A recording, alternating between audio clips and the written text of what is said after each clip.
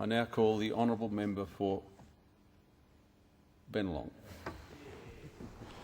Thank you, Mr Deputy Speaker. In September 1921, a World War I veteran by the name of Charles Halliday English established an independent community newspaper.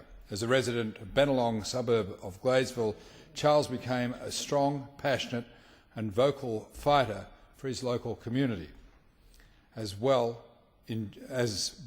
was enduringly proud of his paper, The Weekly Times.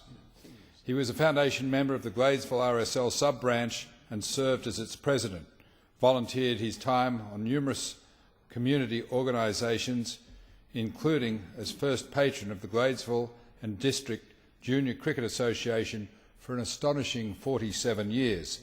Charles worked tirelessly on his paper, and every Thursday morning he'd take the first tram to his brother Leslie's printing press in Bankstown, and carrying all 4,000 copies of that week's edition back to Gladesville community for distribution.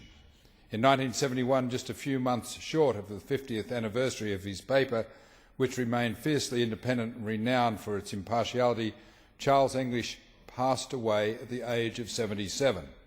Ownership remained with the family as his son-in-law, Earl Ware, took over the Weekly Times.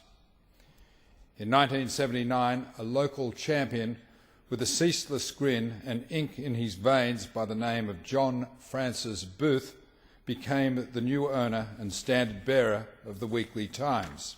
JB, as he's known to all, had served on local council and launched an ombudsman campaign in 1964 with the strong support of Charles English. In JB's words, "Like the Remington man, I liked the product so much that I not only bought one issue of the paper, but I bought the whole company." 30 years since this decision, I am proud to call JB a friend and delighted to next week join him in celebrating the 90th anniversary of the Weekly Times. Charles English may have been TWT's founder and its reason for being, but after 32 years, John Booth has cemented himself as the lifeblood and the heart and soul of this community paper. JB holds high the paper's traditions and values of independence and maintains a patriotic local focus, including a fearlessly one-eyed dedication to the mighty West Tigers. His achievement in keeping the TWT so successful is even more impressive when one considers the strength of his competition, the Murdoch and Fairfax empires. In this environment of big business and big money and the constant struggle for print advertising dollars in an increasing online world, the Weekly Times remains free with a circulation of 54,000 across the Bennelong region.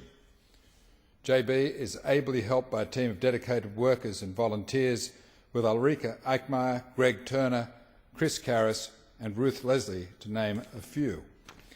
Their efforts and their passion for their community and their paper have led to the TWT being conferred a string of awards over the past decade.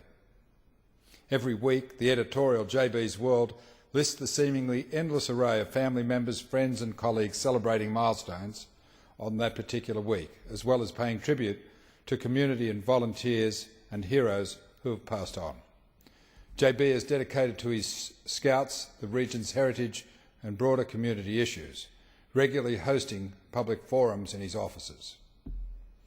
JB richly deserves the Order of Australia honour he received in 1976 in recognition of his service to the community, and the Centenary Medal in 2001, which paid tribute to his contributions to scouting and the media.